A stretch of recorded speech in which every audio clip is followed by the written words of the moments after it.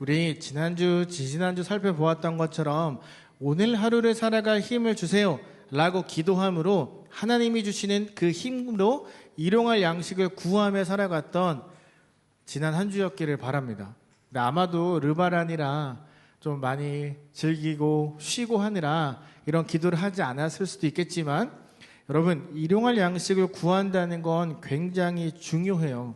왜냐하면 내가 하루를 살아갈 때 얼마나 하나님을 생각하는지, 그리고 내가 진짜 하나님을 사랑하고 있는지를 확인할 수 있는 그 문장이 바로 일용할 양식을 주세요 거든요. 하나님이 내 삶을 책임지시고 정말 나와 함께 하심을 믿는다면 일용할 양식을 구하지 않고 우리는 살아갈 수가 없어요. 왜냐하면 내가 가진 모든 것들이 다 하나님에게서 왔다는 걸 믿는 사람이 하는 고백이 일용할 양식을 주세요 거든요. 오늘 우리는 우리 죄를 사해 주시고에 대해서 함께 나누려고 해요. 여러분, 성경에는 이 주기도문이 2번 나오거든요. 혹시 어디 나오는지 아세요? 맞추면 이따 점심 먹고 맥주 가서 디저트를 사줄게요. 네, 정답. 마태복음, 누가복음에서 내가 눌렀나? 그래서 나옵니다. 마태복음, 누가복음에서 나오는데 여기서 조금 표현이 달라요. 누가복음에서는 우리의 죄들을 용서해 주세요 라고 되어 있지만, 원래 쓰여졌던 헬라어로 보면 마태복음은 우리의 빚들을 용서해 주세요 라고 기록이 되어 있어요. 이 성경이 죄를 어떻게 바라보고 있는지를 우리가 저 단어들을 통해서 알 수 있는 거예요. 이스라엘 사람들은 죄를 빚의 개념으로 봤어요. 빚. 죄를 짓는다는 건 누군가에게 빚진다라고 생각을 했어요. 죄가 사라진다는 것, 죄를 용서받는다는 것, 나의 모든 빚이 다 사라지는 것, 영원히 되는 것이라고 사람들은 생각을 했어요. 그러니까 죄는요, 하나님이 우리에게 일용할 양식을 주시는데 우리가 그걸 싫다라고 거절하고 발로 걷어차는 것, 베풀어 주시는 하나님의 은혜, 그 배려를 내가 싫다고 침을 뱉는 것과 같다는 거예요. 무슨 말이냐면, 하나님이 정말로 아름다운 세상을 우리에게 주셨는데, 우리에게 잠깐 맡겨주셨는데 그게 내 거인 줄 알고 죄라는 똥을 뿌리고 살아가는 게 우리의 삶이라는 거예요. 하나님의 것을 망가뜨린 거예요. 잠시 맡겨주신 건데 영원히 나의 것으로 생각하고 마음대로 우리가 사용한 거예요.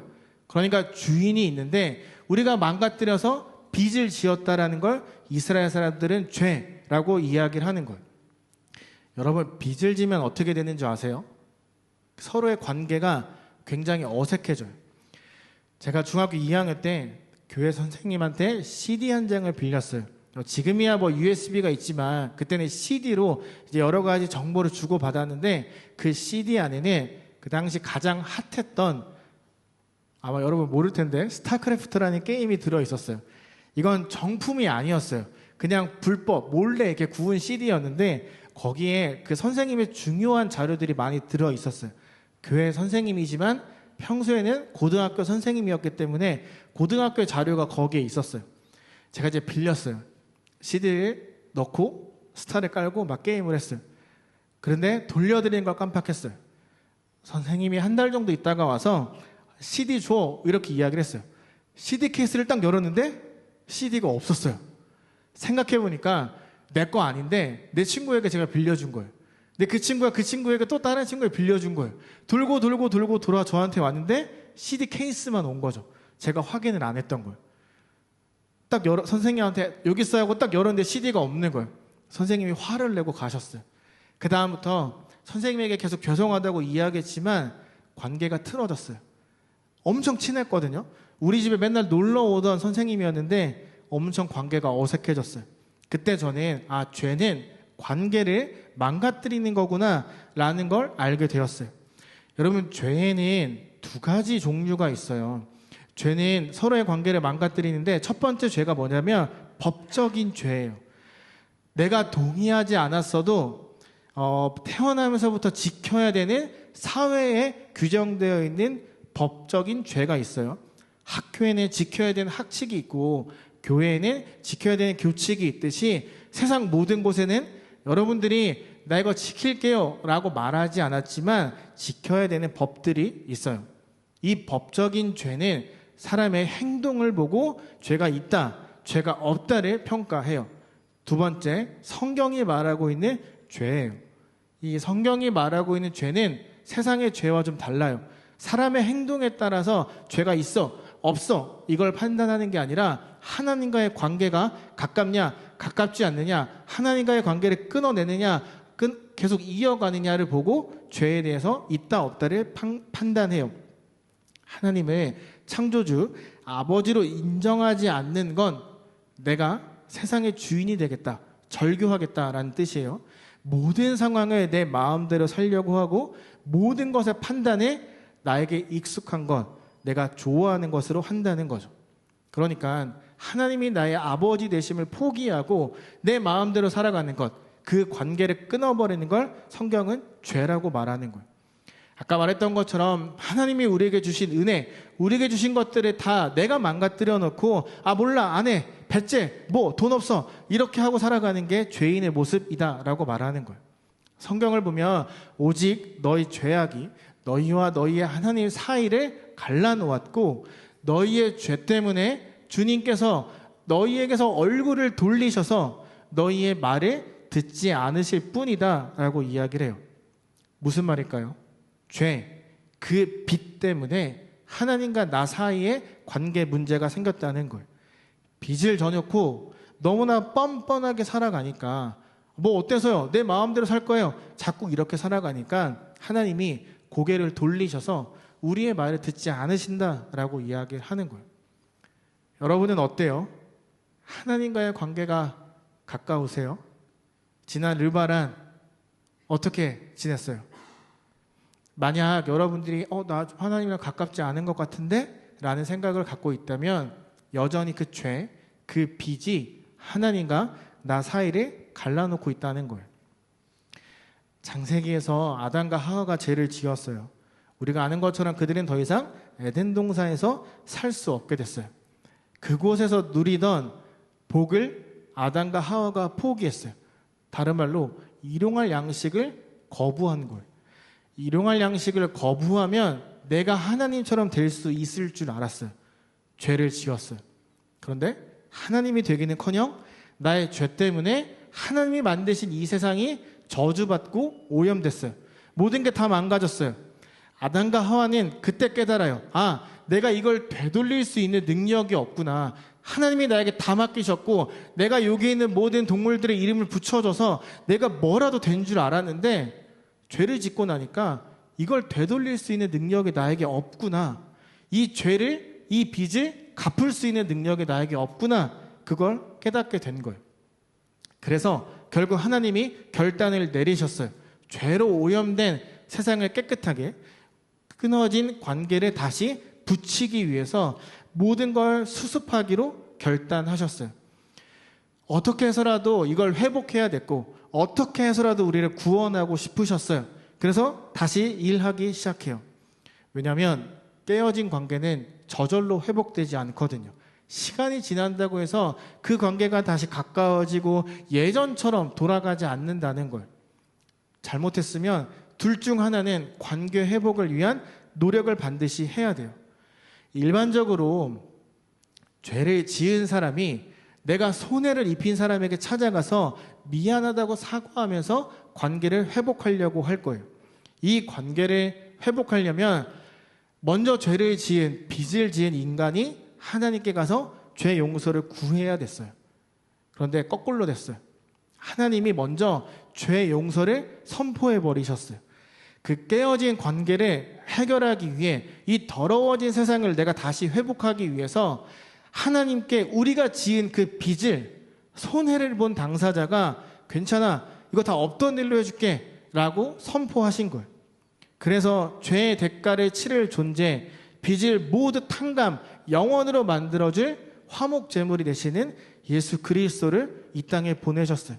그리고 이제 그것을 우리가 묵상하는 주간이 곧 다가오는 고난주간이고, 고난주간 끝에 올 기쁨을 묵상하는 것이 부활절이에요. 그 관계 회복을 위해 먼저 선포하고 하나님이 일하셨어요. 여러분들이 이 사실을 안다면, 아니 제가 이 사실을 정말 잘 안다면 우리는 반응해야 되고 반드시 이 관계를 회복하기 위한 노력을 해야 돼요. 이 노력은 어렵지 않아요. 너무 쉬워요. 그런데 우리가 맨날 까먹고 살아가는 부분이에요. 여러분 너무너무 잘 아는 건데 첫 번째는 십자가의 죽음과 부활을 믿습니다 라고 매일 고백하는 거예요. 두 번째는 나의 빚을 다 갚아주셔서 감사합니다 라는 고백을 매일매일 우리가 해야 돼요. 너무 쉽죠? 여러분들이 너무나 잘 아는 문장이죠. 그런데 우리는 늘 까먹고 살아요. 이것을 기억하기 위해서 일용할 양식을 달라고 기도하는 거예요. 이것을 내가 잊어먹지 않기 위해서 오늘을 살아갈 힘을 달라고 기도해야 되는 거예요. 이것을 계속 마음에 새기기 위해, 머리에 박기 위해서 나의 하루를 사진이나 혹은 메모로 기록하며 감사합니다 라고 여러분들이 매일매일 작성해야 돼요. 하나님을 사랑하는 만큼 기억하기 위해 고백하고 행동하는 게 우리에게 필요하다는 거죠. 너무나 잘 아는 간단한 저 두 문장, 이것을 계속 고백하는 노력이 우리에게 필요해요. 그래야 우리 죄를 사해 주시고에 담긴 메시지대로 살아갈 수가 있어요. 우리 죄를 사해 주시고 앞에 이런 문장이 있어요. 우리가 우리에게 죄 지은 자를 사하여 준 것 같이. 이 문장은 단순하게 내가 저 사람 용서했으니까 나 용서하세요 라는 그런 의미가 아니에요. 이건 완전 반대의 뜻을 갖고 있어요. 나를 용서해 주셨으니까 나도 남을 용서하겠습니다. 용서받은 그 기쁨, 빚이 다 사라진 그 즐거움을 내가 너무나 잘 아니까 다른 사람에게도 이걸 나누겠습니다. 그 고백에 담긴 게 우리가 우리에게 죄 지은 자를 사하여 준 것 같이 이 문장이에요. 용서해야 여러분이 살 수 있어요. 용서하지 않으면 계속 생각나고 마음에 부정적인 감정이 올라오고 화가 나요. 여러분이 정신 똑바로 차리고 깨끗한 정신으로 살기 위해선 용서해야 돼요. 용서는 은혜예요. 내가 잘나서 누군가를 품어주고 사랑하고 용서하는 게 아니에요. 은혜를 알기 때문에 용서할 수 있는 거예요. 은혜를 아는 사람이 용서를 하는 거예요. 그런데 나에게 잘못한 누군가를 용서하는 건 어렵죠. 오늘 설교를 준비하면서 제가 겪었던 한 사건이 생각이 났어요. 모든 스토리를 다 말할 수는 없지만 몇 년 전에 열심히 사역한다는 이유로 굉장히 미움받고 힘들었던 때가 있었어요. 1년 반을 참았어요. 더 이상 못 참겠더라고요. 그런데 싸우고 싶진 않았어요. 도대체 내가 뭘 잘못했냐라고 제가 이야기하고 싸우기 시작하면 그 사람이랑 똑같아질 것 같았거든요. 참고 조용히 나가려고 했는데 그 상대가 저에게 말도 안 되는 정말 큰 실수를 저질렀어요. 제가 1년 반 동안 당했던 모든 아픔과 수모를 한 방에 갚아줄 수 있는 거의 핵폭탄이 제 손에 들어왔어요. 복수하고 싶었어요. 이 칼 한번 휘두르면 내 1년 반의 그 힘듦이 다 날아갈 것 같았거든요. 칼을 휘두르고 싶었어요. 그런데 그때 하나님께서 성경의 한 이야기가 생각나게 하셨어요. 그 주에 담임 목사님이 하셨던 설교의 내용이었어요. 다윗이 사울 왕을 피해서 도망가다가 어느 동굴에 숨어요. 그리고 사울이 그 동굴에 들어와요. 다들 잔뜩 긴장했을 거예요. 동굴 안엔 도망갈 수 있는 곳이 없으니까 만약에 사울 왕이 이 안에 불을 지르거나 병사들을 보내서 전쟁을 시작하면 다 죽는 거죠. 허리춤에 찬 칼을 잡고 숨 죽이고 있던 그때 사울 왕이 등을 돌리고 주저앉아요. 그리고 이상한 냄새가 나기 시작해요. 똥을 싸는 거죠. 등을 돌리고 똥을 싸고 있는 그 사울 왕을 보면서 사람들이 이렇게 이야기를 해요. 지금이 기회입니다. 저 등에 칼을 꽂읍시다. 지금 목을 칩시다. 그럼 우린 도망 다니지 않아도 됩니다. 다윗도 수많은 생각을 했을 거예요. 사울 왕을 위해 살았고 전쟁에 나갔고 충성을 다했는데 지금 미움을 받아서 쫓겨다니고 있어요.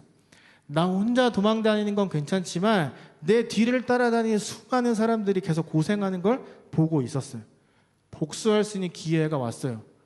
똥 싸잖아요. 무방비 상태예요. 그냥 가서 칼 휘두르면 끝낼 수 있어요.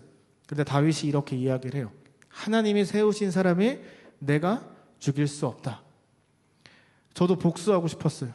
그런데 하나님이 이 다윗 이야기를 계속 생각나게 하시면서 은혜를 아는 사람이 용서하는 거야 라는 마음을 주셨어요.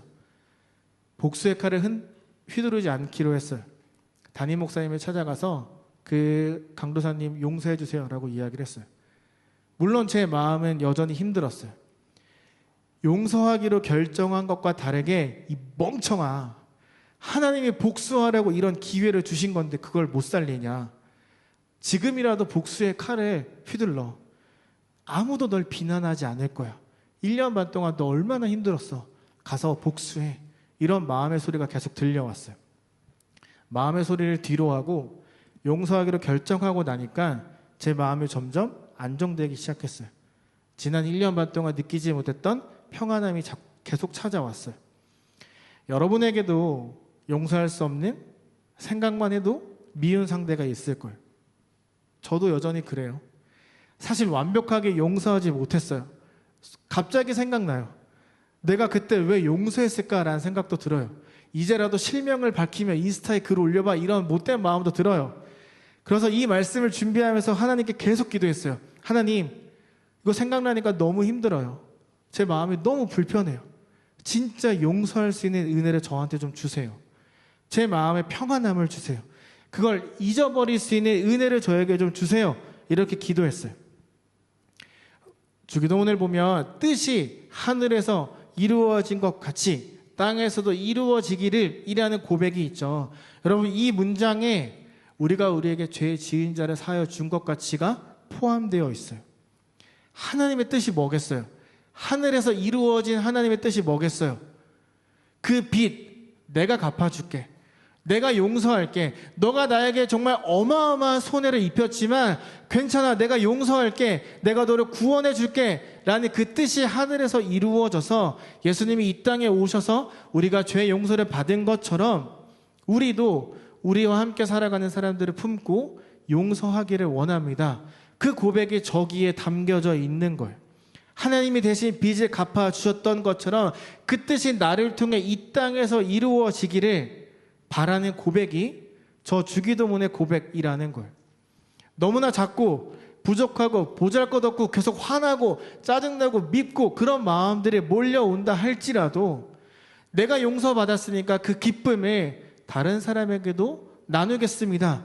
그 고백이 주기도문의 고백이라는 거예요.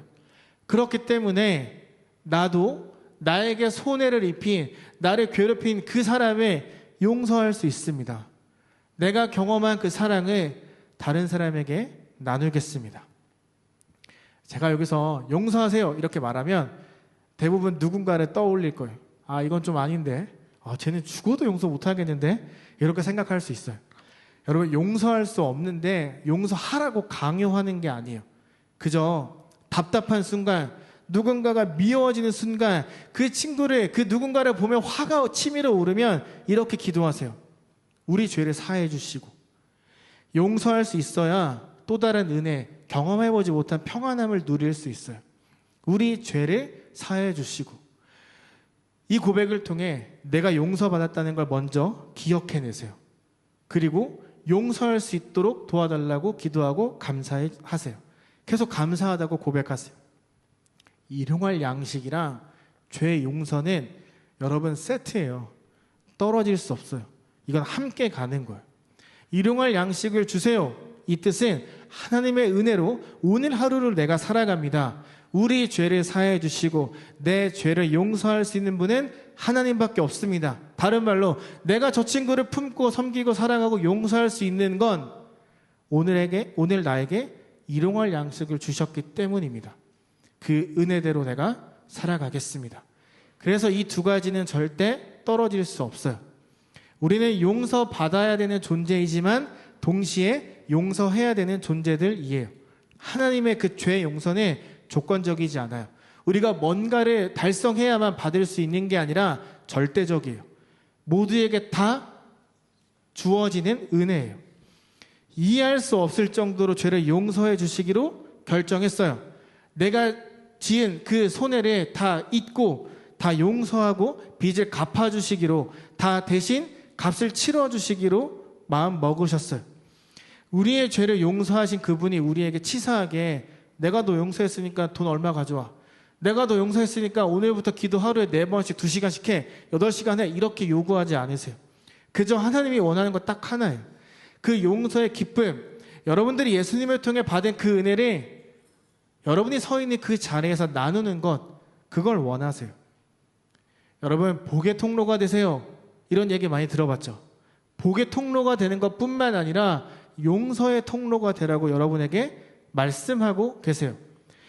용서의 통로를 다른 말로 말하면 내가 하나님과 가까워져서 화목, 친해진 것처럼 주위 사람들도 나로 인해 하나님과 가까워지도록 하라라는 뜻이에요.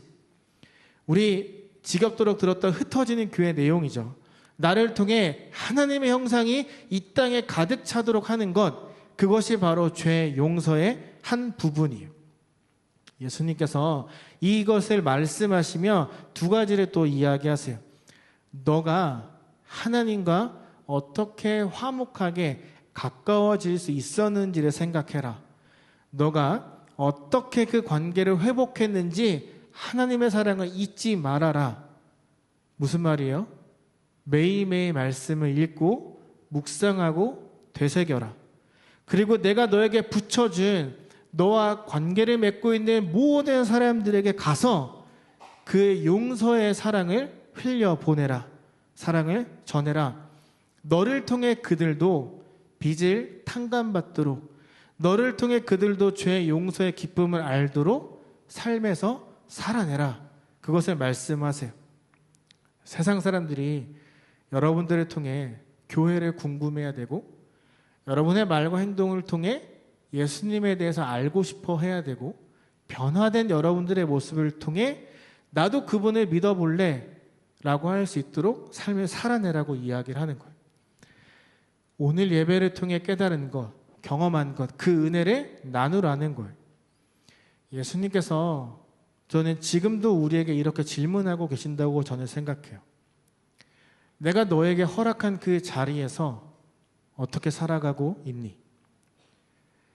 내가 너를 그 자리에 보낸 이유를 진지하게 생각해 보았니?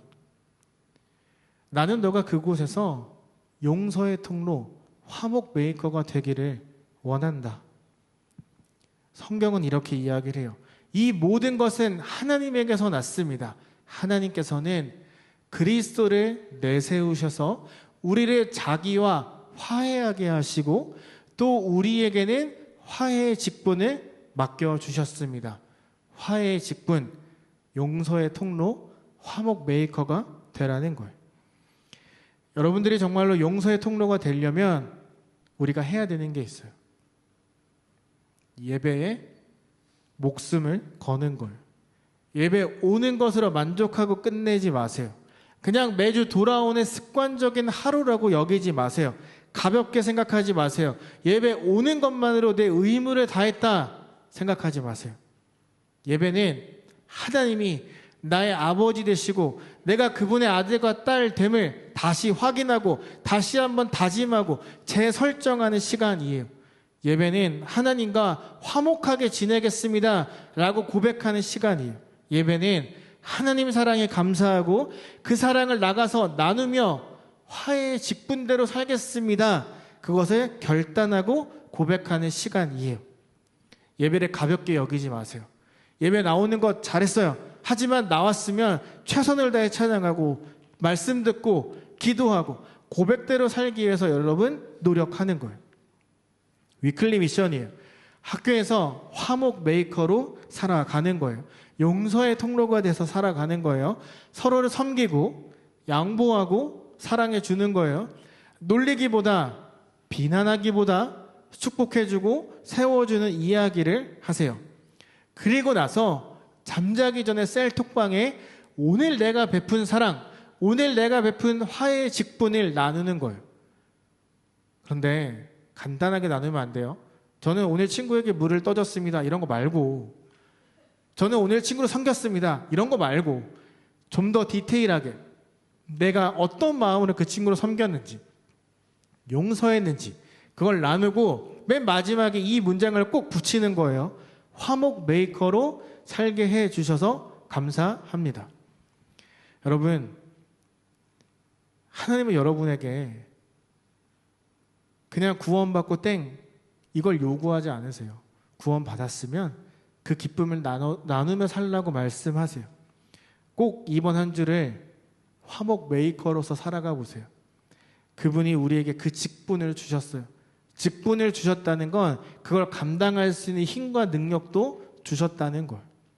일용할 양식을 구하며 화목 메이커로 하루하루 살아가 보세요. 용서의 통로가 되어서 사람들을 섬기고 사랑을 나누어주는 여러분들을 통해 하나님이 허락하신 한 사람 한 사람 그 삶의 모든 자리가 하나님의 사랑에 넘치고 여러분들을 통해 죄 용서의 은혜를 경험하는 이번 한 주가 될 수 있기를 예수님의 이름으로 소망하며 축복합니다.